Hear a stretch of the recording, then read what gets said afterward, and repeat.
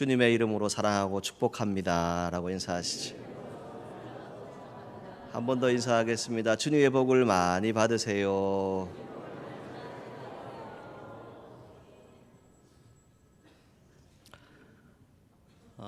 일전에 한국 교회 안에 이 부흥 한국, 그래서 이 부흥 운동을 참 많이 외쳤던 그런 시간들이 있었습니다. 물론 그것으로 끝난 것이 아니라 코로나가 지난 지금도 다시금 한국 교회가 일어나야 함을, 부흥돼야 함을 외치고 있는 것을 우리가 볼 수 있지요. 특별히 그 가운데에 오직 주의 사랑에 매여라고 하는 찬양이 있었습니다. 제가 그 찬양의 일부분만 찬양을 할 텐데 여러분 혹시 알면 같이 하셔도 좋습니다. 그 찬양의 전주는 이렇게 시작되어지죠. 해금 연주가 나옵니다. 해금으로 그 연주를 하고 난 다음에 그 가사 가운데 이런 가사가 있습니다. 주께서 주신 모든 은혜 나는 말할 수 없네. 내 영혼 즐거이 주 따르렵니다. 주께 내 삶 드립니다. 아멘. 이 찬양의 가사가 있습니다. 그 찬양의 가사에 이어서 뭘 얘기하냐면 이 소명의 언덕 거룩한 땅에서 주께 예배드립니다. 경배드립니다 라고 하는 이 가사가 있습니다. 이 찬양을 들으면서 묵상하면서 마음에 고백한 것은 그것이었습니다. 주님 나에게 직분을 주셨는데 이 직분을 감당함에 있어서 나는 연약하고 부족한데 주님께서 내게 허락하신 그 뜻이 있어서 이 자리에 있습니다.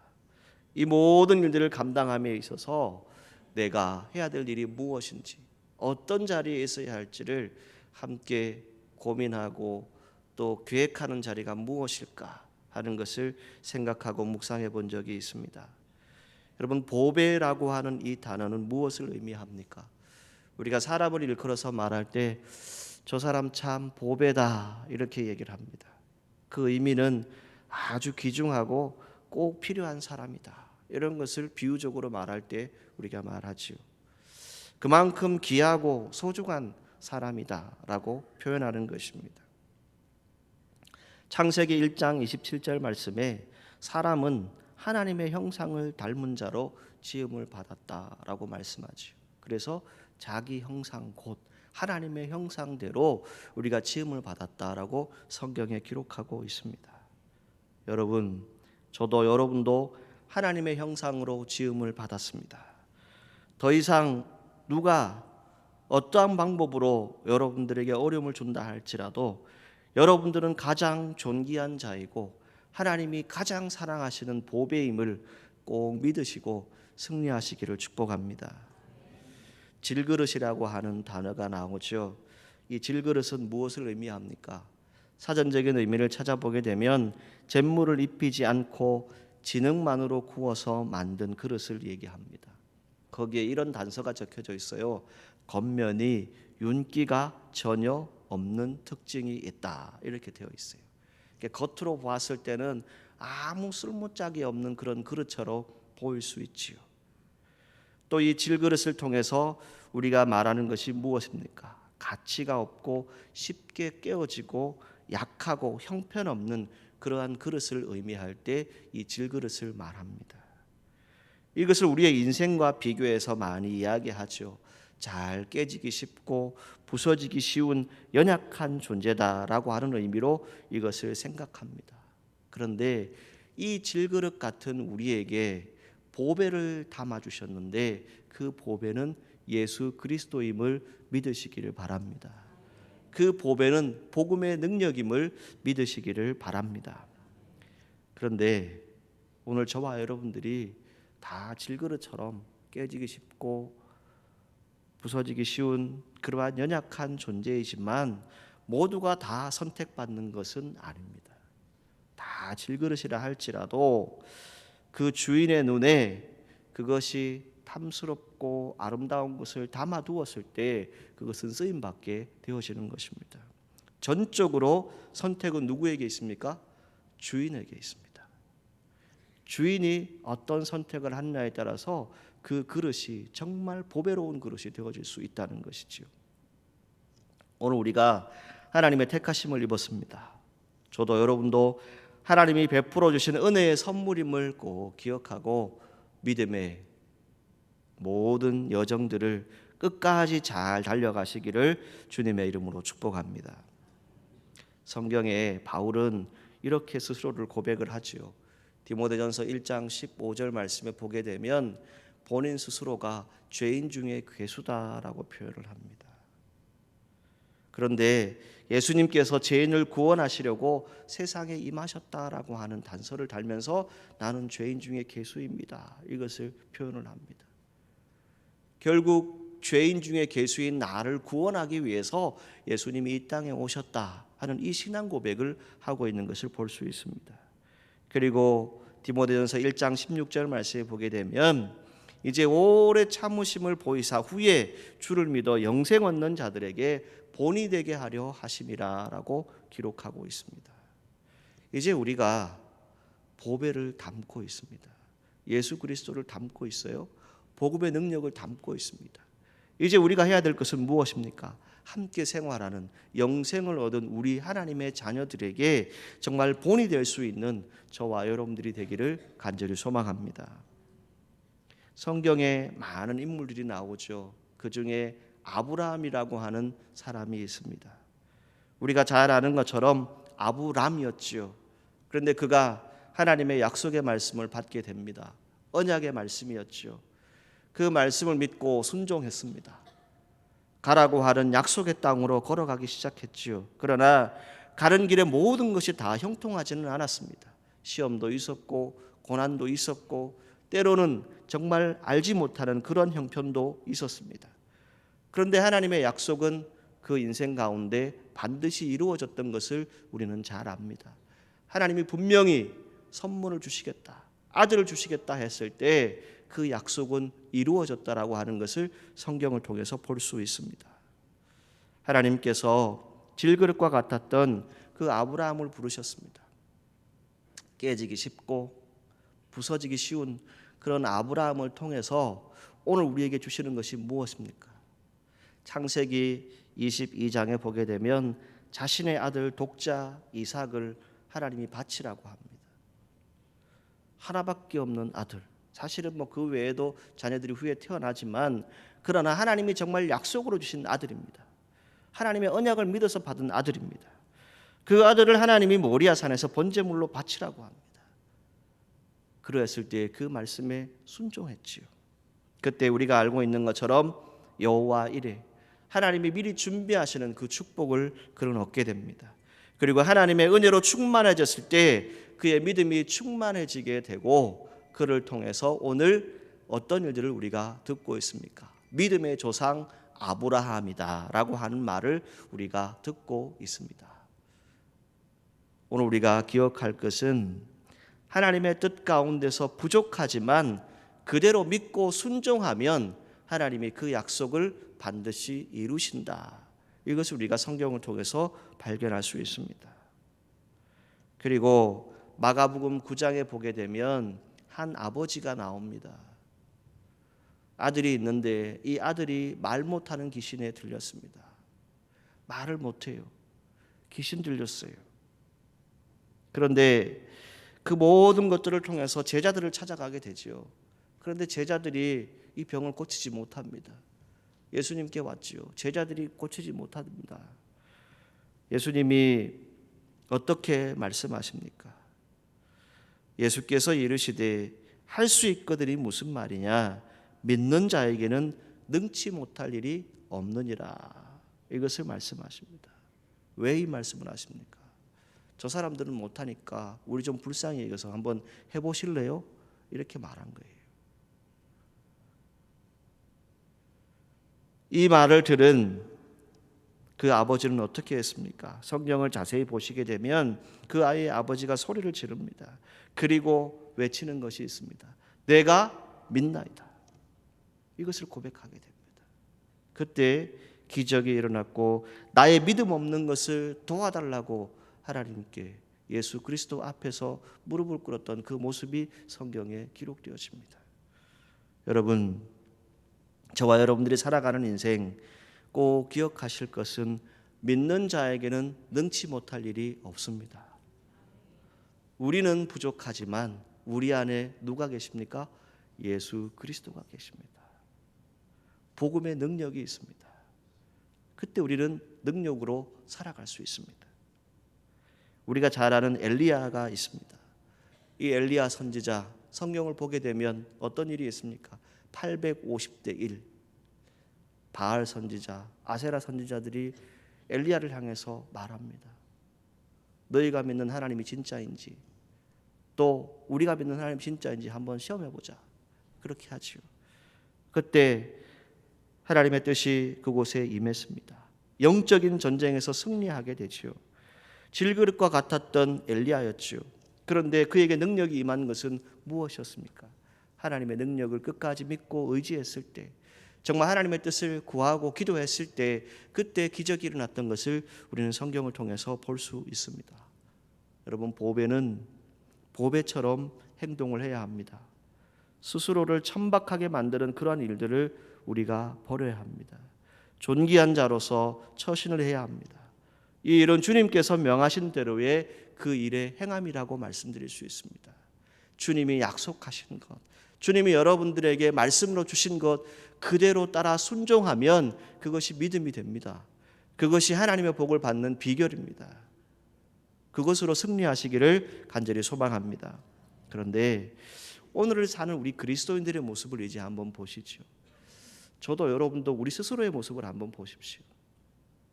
성경이 얘기한 대로 가장 먼저는 내 자신이 사실은 질그릇과 같습니다. 연약하지요. 한계가 다 있지 않습니까? 여러분들이 아무리 능력이 뛰어나고 모든 것을 다 갖추고 있다 할지라도 한계선상에 딱 부딪히는 것이 분명히 있습니다. 이것은 내 생각으로는 도저히 할 수 없는, 내 능력으로는 도저히 감당할 수 없는 일들이 여러분의 인생에 분명히 찾아올 때가 있습니다. 그것을 질그릇이라고 표현하는 것이죠.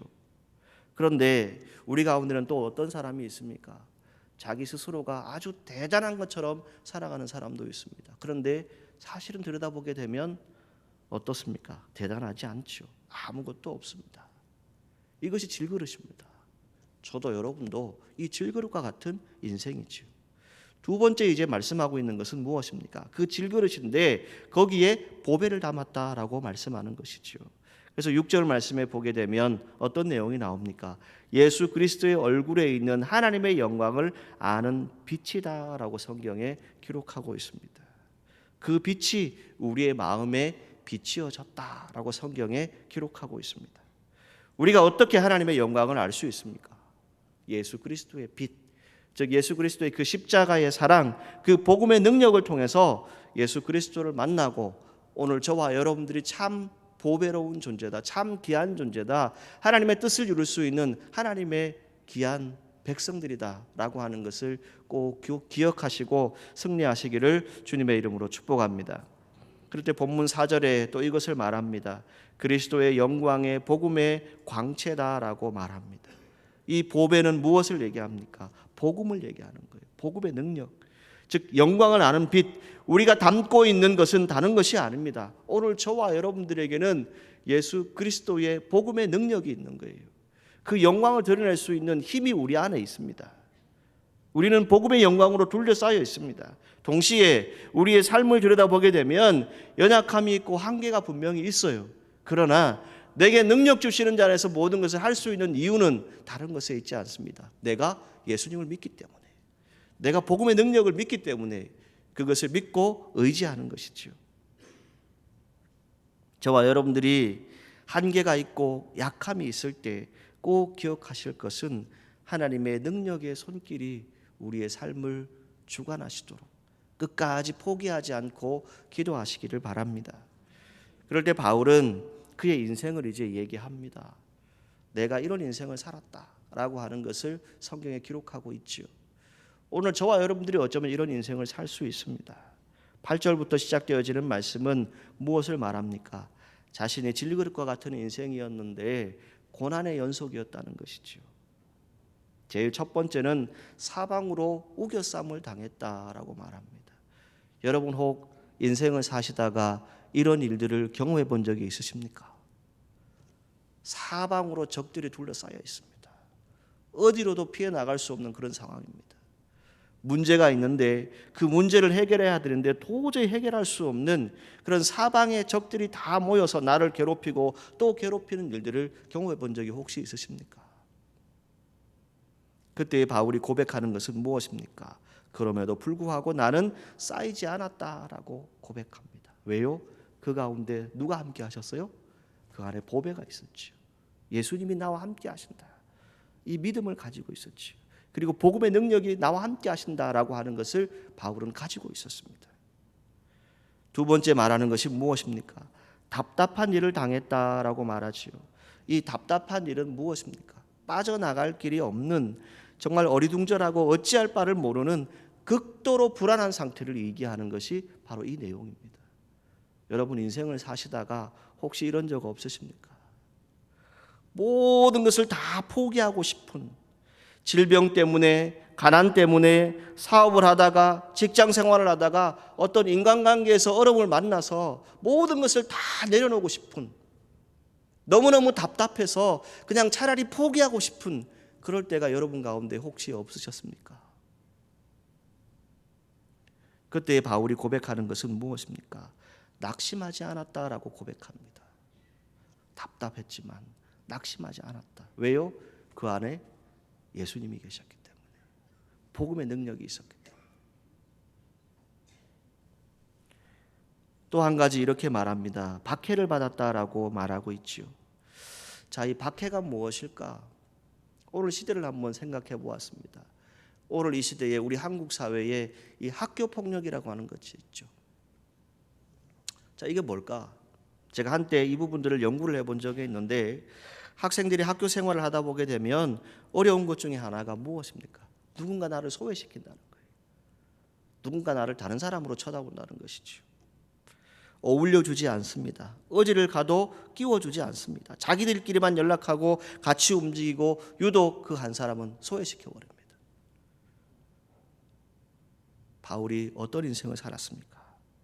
그가 받은 박해는 다른 것이 아니었지요. 물질의 박해도 있었고, 질병의 박해도 있었고, 권력, 또 심지어는 사람들이 그를 완전히 외면해 버렸습니다. 유대인 중에 유대인이었는데 유대인들이 그를 죽이려고 달려들었습니다. 이런 어려움을 그는 겪었습니다. 그런데 그럼에도 불구하고 바울이 고백하는 것은 무엇입니까? 버림받지 아니했다라고 말하고 있습니다. 왜요? 사람은 버릴지라도 하나님은, 예수님은 여러분들을 버리지 않습니다. 사람은 외면한다 할지라도 하나님은 여러분들을 외면하지 않습니다. 그 믿음을 우리가 가져야 돼요. 그런데 오늘 신앙인들이 어떠합니까? 모든 일들을 만나게 될 때, 어떤 어려움을 당하고 힘든 일들을 당할 때 나 혼자 외톨이다, 나 혼자 부족하다, 누구도 나를 쳐다보지 않는다, 여기에 너무 집착을 하다 보니까 어떤 일들이 있습니까? 스스로가 모든 것을 다 내려놔 버리는, 포기해 버리는 그런 일들을 만날 수도 있습니다. 여러분 안에 보배가 있습니다. 예수 그리스도가 계셔요. 복음의 능력이 있습니다. 혹 그런 일들을 만난다 할지라도 그 가운데서 우리가 해야 될 것은 무엇입니까? 끝까지 하나님을 의지하시고 예수 그리스도의 십자가를 바라보시는 저와 여러분들이 되기를 간절히 소망합니다. 그리고 또 한 가지, 거꾸로 뜨림을 당해도라고 말씀하고 있지요. 이 표현은 내동댕이 친다라고 하는 표현입니다. 한마디로 그냥 땅바닥에 던져버리는 거예요. 죽어라고 던져버리는 겁니다. 차라리 죽어라라고 외치는 거예요. 그런데 손상되지 않았고 죽지 않았다라고 하는 그런 표현을 하게 되지요. 망하지 않았다는 것입니다. 다행히 내동댕이 쳐졌지만 다치거나 죽지 않고 다시 살았다는 것이죠. 그럼에도 불구하고 바울이 다시 살아서 더 열심히 복음을 전할 수 있던 이유는 무엇입니까? 그 안에 누가 계셨어요? 예수 그리스도가 있었어요. 그 안에 복음의 능력이 있었어요. 그래서 누군가 나를 향해서 손가락질하고 죽이려고 하고 달려든다 할지라도 바울이 고백하고 직접 체험한 것은 무엇이었습니까? 그 환난과 그 고난과 고통 가운데서 나와 함께 하시는 그 예수님의 은혜, 복음의 능력을 그는 가지고 있었지요. 그래서 고린도후서 11장 24절부터 쭉 말씀해 보게 되면 바울이 구체적인 자기 고난의 시간들을 쭉 써놓고 있습니다. 유대인들에게 40에서 하나 감한 매를 5번 맞았고, 태장을 3번 맞았고, 돌로 1번 맞았고, 3번 파선하고 일주일을 깊은 바다에서 지냈다라고 얘기합니다. 여러분 같으면 어떻게 하시겠습니까? 여러분들이 만약 바울과 같은 이런 고난과 환난과 시험을 만난다면 여러분 같으면 어떻게 하시겠습니까? 다시 일어나서 주님을 찾으시겠습니까? 아니면 다 포기해버리고 도망가 버리시겠습니까? 그 가운데 또 무엇을 얘기합니까? 강도의 위험, 동족의 위험, 이방인의 위험, 시대의 위험, 광야의 위험, 바다의 위험, 거짓 형제 중에 위험을 당하고 또 수고하고 애쓰고 여러 번 자지 못하고 줄이고 목마르고 여러 번 굶고 춥고 헐벗었었다라고 성경에 기록하고 있어요. 여러분, 바울의 인생이 쉬운 인생이었습니까? 그의 인생이 예수 그리스도를 만나고 완전히 변화되었을 때는 어떻게 했습니까? 참 많은 고난이 그를 따라다녔습니다. 시험이 있었습니다. 환난이 있었지요.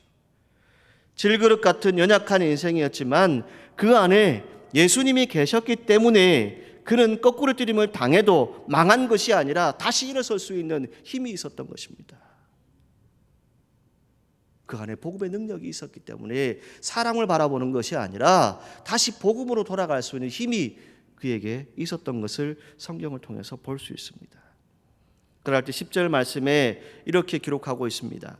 우리가 항상 예수의 죽음을 몸에 짊어짐은 예수의 생명이 또한 우리 몸에 나타나게 하려 함이라. 아멘. 여러분의 삶 가운데 직면한 문제들이 무엇입니까? 어떤 위험들이 있습니까? 혹 죽음을 경험한 분들이 계십니까? 혹 고난 가운데서 이제 내가 아무것도 할 수 없다, 다 깨져버렸고 다 상해버렸고 다 무너져버렸다라고 하는 그런 표현들이 혹 여러분 가운데 있습니까? 오늘 저와 여러분들이 믿음으로 다시 일어서기를 원하는 것은 하나님의 뜻이 저와 여러분들에게 있습니다. 저와 여러분들은 존귀한 자들입니다. 그래서 제가 어릴 때부터 부흥사들이 오시면 목사님들이 이런 얘기를 자주 하셨어요. 뭘 얘기했냐면 십자가 없이는 면류관도 없다. 이 말씀들을 자주 하셨어요. 여러분, 십자가가 무엇입니까? 고난이 없이 면류관을 얻을 수가 없습니다. 복음을 위해서, 예수 그리스도를 위해서 주의 일들을 할 때에 우리에게 주어지는 것은 무엇입니까? 궁극적으로 고린도 성도들에게 오늘 저와 여러분들에게 말하고 있는 이 하나님의 말씀은 무엇입니까? 우리 안에 예수의 생명이 나타나기를 축복합니다. 예수님의 고난에 참여함으로 예수님의 능력이 그에게 나타났는데, 그런 갈라디아서 6장 17절에 이렇게 말씀하지요. 이제 이후로는 나를 괴롭게 하지 말라. 이제 내 안에 무엇을 가졌다고요? 예수의 흔적을 가졌노라. 여러분 안에 예수님의 흔적이 있기를 간절히 소망합니다. 살아가다가 너무 힘들고 고통스러운 일 만날 수 있습니다. 정말 우리가 소위 얘기하는 쩔쩔매는 일들이 여러분 가운데 있지요. 저도 얘기하자면 여러 가지 일들이 있었습니다. 그런데 그 가운데 지나온 모든 시간들을 돌아보았을 때 나는 약하고 나는 부족했지만, 나는 깨질 수밖에 없는 질그릇과 같은 존재였지만, 그런데 내 안에 예수님이 계셨다는 겁니다. 보배이신 예수님이, 보배이신 복음의 능력이 내 안에 있었다는 것이지요. 그랬을 때 힘들 때 오히려 믿음으로 서려고 했던 그 발자취를 바울은 우리에게 고백하고 있습니다. 여러분, 우리가 잘 아는 12회를 혈루증으로 앓고 있었던 여인에 대한 얘기가 성경에 기록되어지죠. 그 여인이 어떠했습니까? 우리가 알고 있는 것처럼 매일매일 피를 쏟아냅니다. 고침받지 못합니다. 어느 누구도 인정해주지 않습니다. 같이 하지 않습니다. 소외시켜버렸어요. 얼마나 답답했겠습니까? 그때 그에게 들려온 것은 무엇이었습니까? 예수님의 소문이었죠. 예수님의 소문을 듣는다고 해서 예수님을 만날 수 있었습니까? 아니었죠. 사람들이 모여 있으니, 군중들이 모여 있었으니 예수님을 만날 수 없어요. 그래서 그 믿음의 고백, 그 마음에 온 것은 무엇이었습니까? 예수님 옷자락이라도 만지면 내가 낫지 않겠느냐. 그 시각이 그에게 찾아온 겁니다. 그럴 때 예수님의 옷자락을 만지게 되고 그는 나음을 얻게 되는 것을, 병 고침을 받았던 것을 우리는 성경을 통해서 압니다.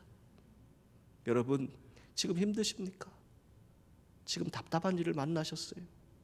혹 여러분 가운데 정말 거꾸로 들임을 당하는, 정말 사방에 둘러싸여 있는 적들로 누군가 나를 외면하고 어느 누구도 나를 쳐다봐주지 않는다라고 하는 그런 외로움이 여러분 가운데 찾아오십니까? 그렇다면 주님을 다시 만나십시오. 사람을 자꾸 바라보지 마십시오. 여러분 안에는 예수님이 계십니다. 여러분에게는 복음의 능력이 있습니다. 그 시간으로 우리가 돌아가야 합니다. 오늘 저와 여러분들이 이 시대를 살아가는 동안에 필요한 것은 다른 것이 아닙니다.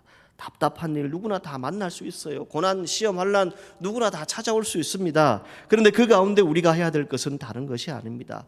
보배이신 예수님을 다시 영접해야 합니다. 그분을 다시 우리의 마음에 담자고요. 그래서 그분이 우리에게 능력을 베푸시는 은혜를 다시금 체험하는 저와 여러분들이 되기를 간절히 소망합니다. 안타까운 마음으로 여러분들에게 말씀을 전합니다. 이 시대의 주의 적인들이 직분을 맡은 것은, 또 여러분들이 각자에 맡겨진 사명들, 직분은 다른 것이 아닙니다. 내 안에 예수님이 살아계십니다. 내 안에 그 복음의 능력이 있지 않습니까? 우리가 왜 지쳐서 힘들어하고 아파하고 답답해합니까? 내 힘으로 안 되는데, 내 힘으로 도저히 할 수 없는데 왜 자꾸 할 수 있다고 하십니까? 낙심하지 마십시오. 누군가 나를 쳐다보지 않는다고 힘들어하지 마십시오. 하나님은 여러분들과 늘 함께 하시고 내 안에 예수 그리스도를 주셨습니다. 구원의 능력을 주셨습니다. 그 은혜를 간직하고 승리하시기를 주님의 이름으로 축복합니다.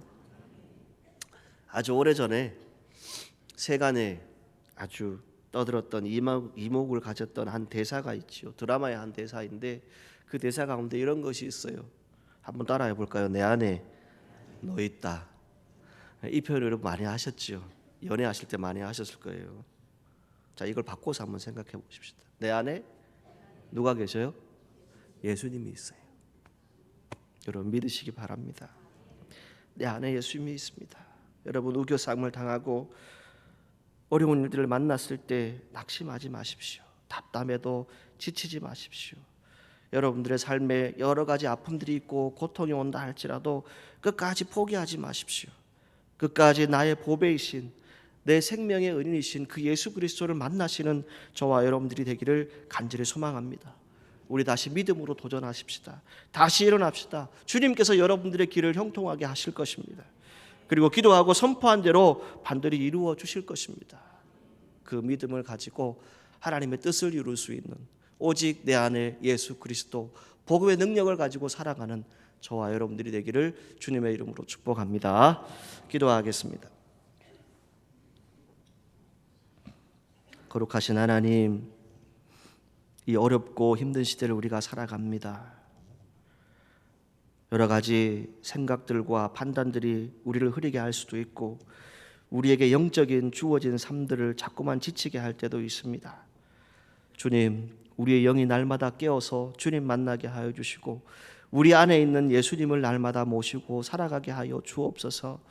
우리 안에 복음의 능력이 있어서 어떠한 어려움과 환난과 시험 가운데서도 다시 일어날 수 있는 새 힘을 허락하여 주옵소서. 그래서 이 시절을 살아가는 동안에 정말 복음의 증거자가 되어지게 하여 주시고 우리가 주의 뜻을 행할 때에 주님이 형통케 하시는 귀한 복을 받아 누릴 수 있도록 인도하여 주옵소서. 예수님의 이름으로 기도하옵나이다. 아멘.